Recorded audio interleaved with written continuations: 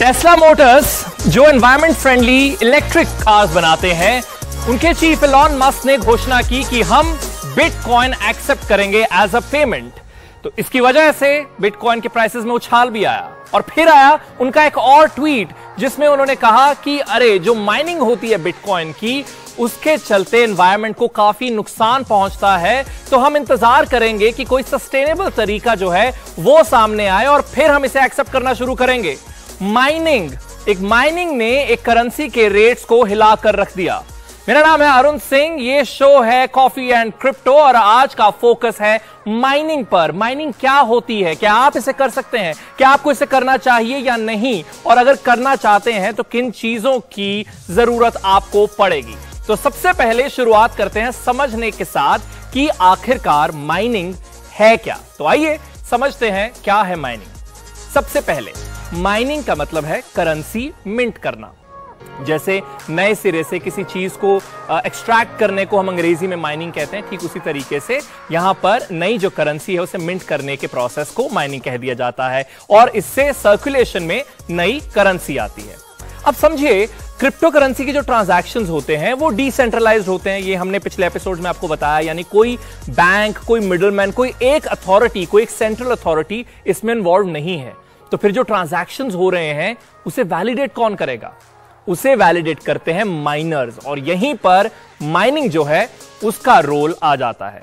तो जो public laser है जिसे हम ब्लॉकचेन कहते हैं, ये माइनर्स उसे मेंटेन करते हैं और इसके बदले में वो क्रिप्टो करेंसी कमा सकते हैं। अब अगला सवाल आता है कि ये करते कैसे हैं, माइनिंग कैसे किया जाता है। तो सबसे पहले तो जो माइनर्स हैं वो मैथमेटिकल इक्वेशंस को सॉल्व करते हैं। अब ये कौन सी मैथमेटिकल इक्वेशंस होती हैं ये आगे आपको बता देंगे।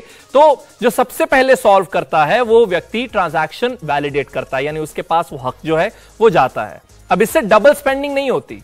डबल स्पेंडिंग अगर आपको समझनी है तो एक और एग्जांपल दे देता हूं। तो समझ लीजिए एक फिजिकल बिल आपके पास है और उसके अगेंस्ट आपको एक पेमेंट मिलनी है। जब आपने उस बिल को किसी को दे दिया, आपको पेमेंट मिल गई, अब दोबारा आप उस बिल को यूज नहीं कर सकते। क्यों? क्योंकि वो फिजिकल बिल आपके हाथों में है ही नहीं, तो डबल स्पेंडिंग हो नहीं सकती। ये फिजिकल वाले केसेस की बात है, लेकिन डिजिटल करेंसी में ये डबल स्पेंडिंग की प्रॉब्लम आ सकती है। तो इसे ही रोकता है ब्लॉकचेन सिस्टम।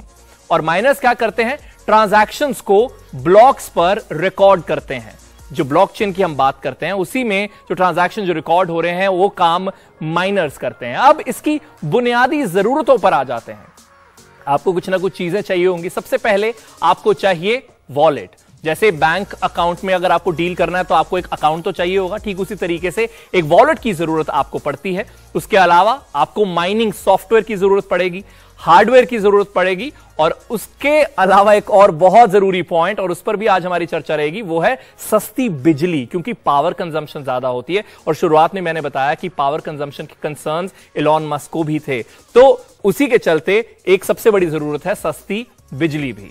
अब उनसे बात करते हैं जो खुद माइनिंग करते हैं। अगर अभी तक थोड़ी कंफ्यूजन है तो माफी चाहूंगा मैं, क्योंकि शायद ये आपको बेहतर तरीके से समझा पाएंगे। और शायद अगर आपकी दिलचस्पी है माइनिंग में तो शायद आपने इनकी यूट्यूब पर वीडियो देखी होगी। ये है दीपक धवानी, ये एक यूट्यूब चैनल खुद रन करते हैं और वहां पर माइनिंग की वीडियोस बनाते हैं। तो दीपक, सबसे पहले तो मुझे ये बताइए कि जहां तक हार्डवेयर की बात है, किस हार्डवेयर की जरूरत होती है माइनिंग के लिए?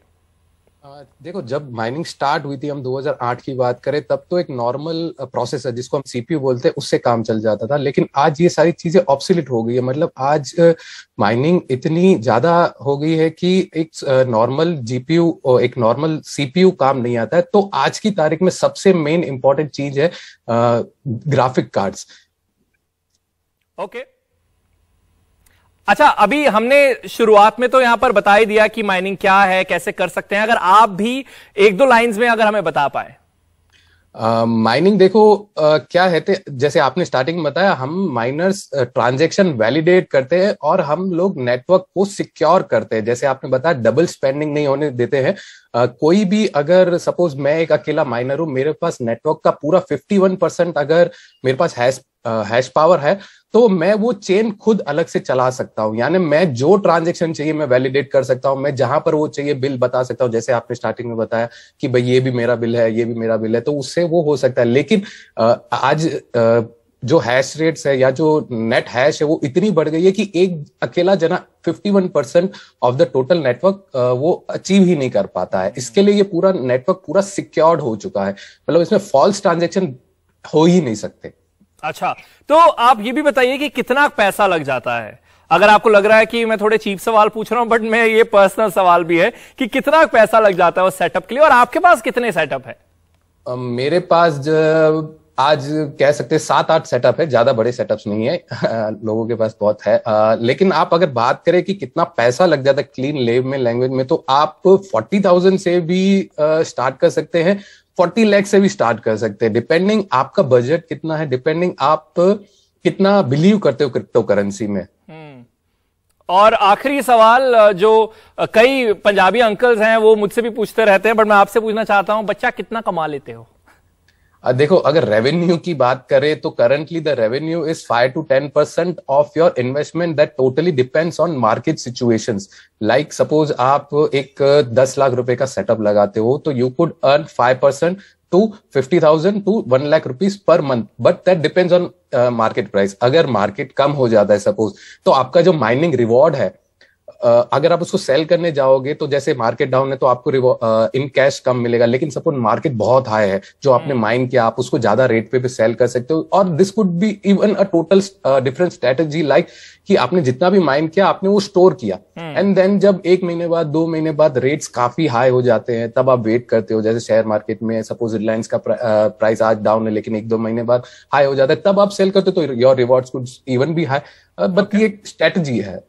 ओके, बहुत बहुत शुक्रिया दीपक। और अगर हमारे दर्शकों को ये लग रहा है कि मैंने बहुत ही स्ट्रेट तरीके से इनसे पूछ लिया कितना कमा लेते हो, तो इन्होंने बकायदा बहुत सारी वीडियोस बनाई हुई हैं कि मैं कितना कमाता हूं, कैसे कमाता हूं, यूट्यूब पर। अगर आप वो चेकआउट करना चाहें तो वो भी आप कर सकते हैं। फिलहाल वक्त है चर्चा का, ये हमारा अगला सेगमेंट है और हमारे साथ जुड़ने वाले हैं अजीत खुराना। ये क्रिप्टो एक्सपर्ट हैं और फाउंडर है जेनेसिस नेटवर्क के, जो एक क्रिप्टो फंडिंग कंसोर्टियम है। बहुत बहुत स्वागत है आपका इस शो में। तो मैंने शुरुआत में जब हमारा एक्सप्लेनर चल रहा था तो उसमें मैंने कहा कि जो माइनर्स हैं मैथमेटिकल इक्वेशंस को सॉल्व करते हैं। ये क्या है मैथमेटिकल इक्वेशन जिसकी हम बात अक्सर करते रहते हैं?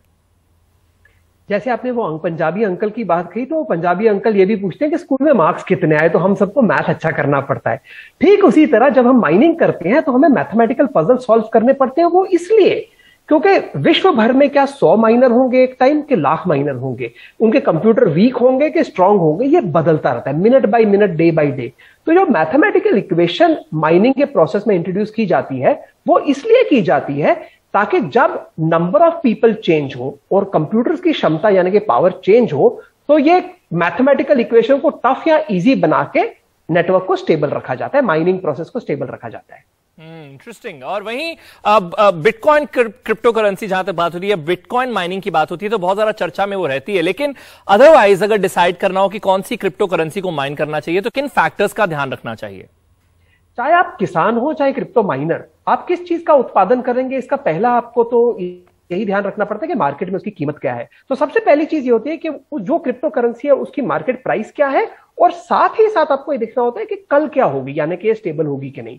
मगर ये तो सिर्फ हुई रिटर्न की बात। रिटर्न हमेशा रिटर्न ऑन इन्वेस्टमेंट होती है। तो इन्वेस्टमेंट में जैसा कि पहले भाग में दीपक जी ने कहा था कि आपको ग्राफिक प्रोसेसर यूनिट खरीदने होते हैं, और अगर आप इथीरियम या उससे रिलेटेड कुछ पॉइंट्स माइन कर रहे हैं तो उसको आप जीपीयू माइनिंग करते हैं। मगर सबको आपको बिटकॉइन माइन करने, तो बिटकॉइन माइन करना इतना मुश्किल हो गया है कि उसके लिए आपको स्पेशल कंप्यूटर खरीदने पड़ते हैं जो सिर्फ बिटकॉइन माइन कर सकते हैं। तो ये होती है आपका दूसरी चीज कि आपको कितनी इन्वेस्टमेंट करनी है। ये 2 डिसीजन मेकिंग फैक्टर होते हैं डिसाइड करने के लिए आप क्या माइन करेंगे।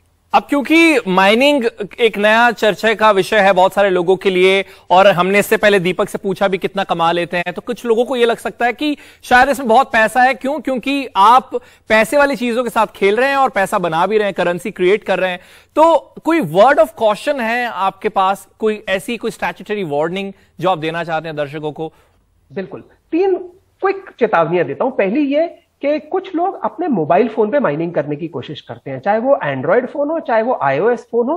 गूगल और एप्पल इसकी परमिशन नहीं देते, यानी कि आप उनके प्ले स्टोर और ऐप स्टोर से ऐसी कोई भी ऐप डाउनलोड नहीं कर सकते जिससे कि आप मोबाइल पे माइनिंग करें। तो आपको अगर माइनिंग करनी है तो आपको अनऑथोराइज सॉफ्टवेयर यूज करना पड़ता है, और अक्सर यह देखा गया है कि यह सिक्योरिटी रिस्क होता है और वो कंप्यूटर आपका मोबाइल फोन हैक हो जाता है। पहला रिस्क। दूसरा रिस्क, अगर क्रिप्टो की कीमत बढ़ती रहे और माइनिंग हार्डवेयर उतना प्रोड्यूस ना हो तो माइनर्स को बहुत ज्यादा रिवॉर्ड होता है। मगर अगर क्रिप्टो की कीमत घटने लग जाए तो माइनर्स का एक्चुअली नुकसान भी हो सकता है। जैसा कि पहले भाग में दीपक जी ने कहा कि उनको महीने का 5 से 10% रिटर्न आ जाता है ऑन इन्वेस्टमेंट, मगर वो 5 से 10% आज के क्रिप्टो की कीमत पर है। समझो कल क्रिप्टो की कीमत आधी हो गई तो आपको इतना नुकसान हो सकता है कि आप अपना क्रिप्टो माइनिंग का जो हार्डवेयर है उसे बस बंद ही कर देंगे, क्योंकि उसका आपको कोई फायदा नहीं होगा। और लास्ट चीज, क्योंकि कंप्यूटर्स बहुत तेजी से विकसित हो रहे हैं, तो आपका जो हार्डवेयर है वो बहुत जल्दी ऑब्सोलीट हो जाएगा, यानी कि माइनिंग करने योग्य नहीं रहेगा।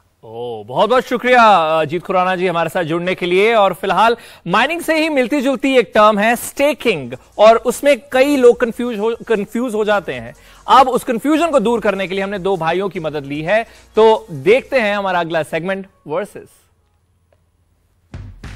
Mining versus staking. हम दोनों भाई इन दोनों वर्ड्स में, इन दोनों टर्म्स में आपको अंतर आज समझा देंगे। मैं बात करूंगा माइनिंग की और मैं बात करूंगा स्टेकिंग की। सबसे पहले अर्थ जो है इस शब्द का उसकी बात करते हैं। माइनिंग का मतलब क्या है? उत्खनन, एक्सट्रैक्शन, नए सिरे से किसी चीज को खोजना या निकाल लाना। स्टेकिंग ये शब्द बना है स्टेक से, यानी कुछ स्टेक पर लगाना, कुछ दाव पर लगाना, स्टेकिंग। माइनर्स का काम क्या होता है? एक समीकरण को हल करना, एक मैथमेटिकल इक्वेशन को सॉल्व करना। स्टेकिंग में वैलिडेटर्स सिक्कों को दाव पर लगाते हैं। इक्वेशन सॉल्व करने वाले सबसे पहले शख्स को मिलती है पावर ट्रांजैक्शंस को वैलिडेट करने की। जिसके दाव की वैल्यू सबसे ज्यादा, उसे मिलती है मान्यता। माइनिंग का सबसे बड़ा फायदा यह है कि आपके एसेट्स पर आपका नियंत्रण रहता है। आप नए ब्लॉक्स ऐड कर रहे हैं, आप ट्रांजैक्शंस को वैलिडेट कर रहे हैं, उसके बदले में आपके एसेट्स बन रहे हैं, उसके बदले में आपको नए कॉइन्स मिल रहे हैं। इधर स्टेकिंग का सबसे बड़ा फायदा यह है कि ज्यादा उपकरणों की इसके लिए जरूरत नहीं है। माइनिंग का सबसे बड़ा नुकसान है पावर कंजम्पशन। उपकरण की लागत भी इसमें लगती है, यानी ये एक एक्सपेंसिव प्रोसेस है, तो इसीलिए ये प्रॉफिटेबल भी है या नहीं इस पर अक्सर चर्चा रहती है। और इधर इसका सबसे बड़ा नुकसान ये है कि दांव पर लगाए हुए सिक्के आप कभी भी निकाल या बेच नहीं सकते। हम दोनों भाइयों की तरफ से फिलहाल इतना ही। Over to you Arun. तो अब वक्त हो चुका है ब्रेक का, लेकिन ब्रेक के बाद भी एक चर्चा आपका इंतजार कर रही है। अगर आपको क्रिप्टो करेंसी में दिलचस्पी है तो आप पॉलीगॉन का नाम आपने जरूर सुना होगा। उसके COO संदीप नहलवाल से हमारी चर्चा होगी ब्रेक के बाद। उन्हें आप यहां देख भी सकते हैं।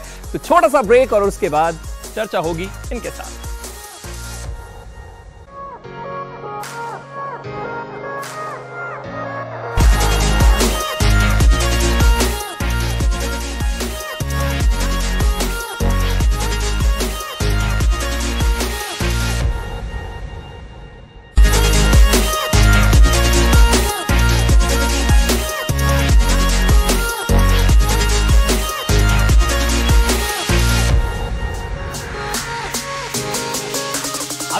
शो जिसका नाम है कॉफी एंड क्रिप्टो। मेरा नाम है अरुण सिंह और आज का फोकस है माइनिंग का। माइनिंग करते कैसे, इसके लिए क्या चाहिए, इस सब की चर्चा हमने ब्रेक से पहले कर ली है, लेकिन अब वक्त है दूसरी चर्चा का। हम कुछ और विषय हैं जिन पर बात करना चाहते हैं, जैसे कि स्मार्टफोन माइनिंग। बहुत सारे लोगों को लगता है कि इससे फायदा होता है, हालांकि कई एक्सपर्ट्स का यह भी मानना है कि यह एक मिथ भी है। फिलहाल हमारे साथ जुड़ रहे हैं संदीप नहलवाल, वो को फाउंडर और सीईओ हैं पॉलीगॉन के। Polygon Ethereum compatible blockchain networks को बिल्ड और कनेक्ट करता है। बहुत बहुत स्वागत है। आई कैन हेयर यू दो फॉर नाउ, लेकिन सबसे पहले अगर आपको मेरी आवाज आ रही है तो स्मार्टफोन माइनिंग जो है उसकी चर्चा हमने हमारे पहले मेहमान के साथ भी की। तो आपको क्या लगता है, इट वर्क्स और इट डजंट? यार मेरी नजर में अभी कोई भी ऐसा ब्लॉकचेन प्रोजेक्ट अवेलेबल नहीं है, लेजिटिमेट ब्लॉकचेन प्रोजेक्ट जिसमें जो मोबाइल फोन पे माइन कर सकते हो आप, जिसमें तो आप जो भी ऐसे प्रोजेक्ट सुन रहे हो वो सब मोस्टली स्कैम्स होते हैं, जिसमें आपको वो टोकन खरीदवा के वो उसमें कुछ मोबाइल ऐप करेंगे, उसमें कुछ माइनिंग नहीं हो रही होगी। It will be most likely a scam. I would say avoid it. और या फिर उसमें जैसे Ajit sir said that there might be possibility of malware, मतलब उसमें मैलवेयर हो सकता है और आपके फोन में वायरस और मैल फंक्शन क्रिएट कर सकता है। ओके। तो वहीं हम जहां पर बात कर रहे थे स्टेकिंग और माइनिंग की भी, तो अगर आप प्रूफ ऑफ स्टेक और प्रूफ ऑफ वर्क में भी जो डिफरेंस है वो अगर क्विकली बता पाए। सो प्रूफ ऑफ स्टेक और प्रूफ ऑफ वर्क में डिफरेंस बहुत सिंपल है। अगर प्रूफ ऑफ वर्क में जो नाम बोलता है वो ये है कि आप कुछ काम करते हैं और उसके बदले में आप नेटवर्क की माइनिंग में पार्टिसिपेट करते हैं। वो काम जो हम बोल रहे थे अभी कि वो आप मैथमेटिकल पजल सॉल्व करते हैं, उसमें वो आपका प्रूफ ऑफ वर्क होता है कि आपने उसमें ठीक से काम किया है एंड यू आर सिक्योरिंग और आप नेटवर्क सिक्योर कर रहे हो प्रॉपरली। प्रूफ ऑफ स्टेक में क्या होता है कि आप अपना प्रूफ ऑफ स्टेक, जैसे आपने भी पिछले सेगमेंट में कहा कि आप अपना स्टेक रखते हो, कुछ आप सिक्योरिटी डिपॉजिट रखते हो नेटवर्क में, और फिर आप जो नेटवर्क के लिए जो काम करना है आपको, जिसको वैलिडेशन बोलते हैं, आप ट्रांजैक्शंस को वैलिडेट करते हो। और अगर आप ट्रांजैक्शन वैलिडेट करने में गलती करोगे तो जो आपका सिक्योरिटी डिपॉजिट है उसमें से आपका अमाउंट डिडक्ट किया जा सकता है, तो स्लैशिंग बोलते हैं। तो ये दो मैकेनिज्म्स हैं। पहले वाला मैकेनिज्म जो प्रूफ ऑफ वर्क है वो बहुत, क्योंकि आपको मैथमेटिकल पजल सॉल्व करने आपको बहुत हैवी सीपीयू रिक्वायरमेंट होती है, उसकी वजह से वो बहुत ज्यादा एनर्जी लेता है, और जिसकी वजह से उसके काफी प्रॉब्लम्स भी हुई हैं उसमें, जिसमें आपने बताया था कि टेस्ला ने मना कर दिया था बाद में बिकॉज ऑफ जो माइनिंग में इतनी ज्यादा एनर्जी कंज्यूम होती है, which is not good for environment. इसीलिए जो लार्जेस्ट और larger and larger crypto community का जो प्रोजेक्ट्स हैं, दे आर मूविंग, वो अभी प्रूफ ऑफ स्टेक की तरफ मूव कर रहे हैं। और उसके लिए आपको कोई सेटअप लगाने की जरूरत नहीं है, आपको कोई हार्डवेयर लगाने की जरूरत नहीं, क्योंकि अगर आप प्रूफ ऑफ वर्क माइनिंग करते हो बिटकॉइन या इथेरियम वाली, आपको उसमें हार्डवेयर लगाना पड़ता है पूरा, वो आपको फिक्स्ड कॉस्ट इन्वेस्ट करना पड़ता है पहले आपको हार्डवेयर लगाने के लिए। जबकि प्रूफ ऑफ स्टेक में आपको कुछ नहीं करना है, आपको जस्ट प्रूफ ऑफ वो जो सिक्योरिटी टोकन जिसमें भी आप पार्टिसिपेट करना चाहते हो वो टोकन आप बाय करते हो और आप किसी दूसरे माइनर को डेलीगेट कर सकते हो अगर आपके पास टेक्निकल कॉम्पिटेंसी नहीं है। संदीप, हमारे पास एक जनता का भी सवाल है, लेकिन उससे पहले आखिरी मेरा एक सवाल होगा कि हम प्रॉफिटेबिलिटी पर भी बहुत ज्यादा चर्चा कर चुके हैं अभी तक। आपका इस पर क्या ओपिनियन है? क्या आप इसे एज अ प्रॉफिटेबल एक्सरसाइज देखते हैं या नहीं? और अगर हां तो क्या आपके पैरामीटर्स हैं इसकी प्रॉफिटेबिलिटी को देखने के?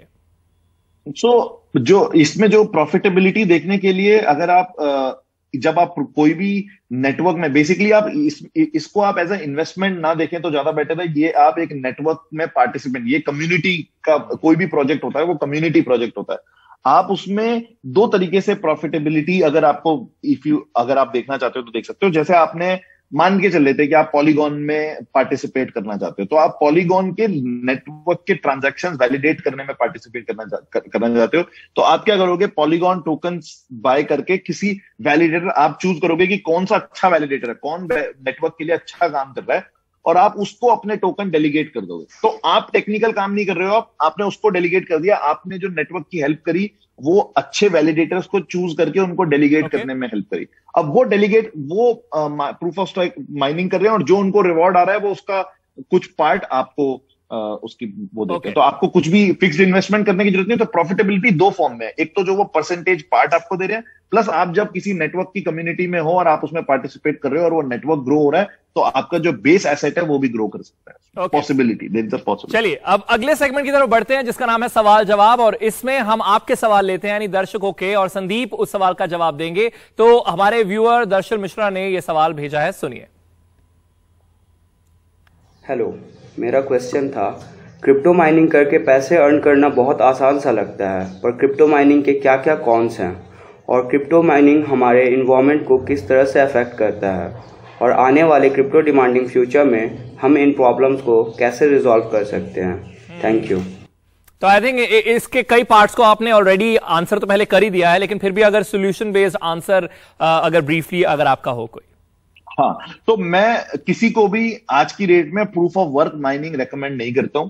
मैं काफी बड़ा प्रोपोनेंट प्रूफ ऑफ स्टेक का हूं, जैसे कि मेरे साथ और बहुत सारे कम्युनिटी मेंबर्स हैं, बिकॉज वो एनवायरमेंट फ्रेंडली है, उसमें इलेक्ट्रिसिटी वेस्ट नहीं होती। आप ऐसा सोच सकते हो कि प्रूफ ऑफ वर्क 1G या 2G है और प्रूफ ऑफ स्टेक जो है वो 3G 4G है, तो आप पुरानी टेक्नोलॉजी पे ना जाके आप प्रूफ ऑफ स्टेक में रह सकते हैं।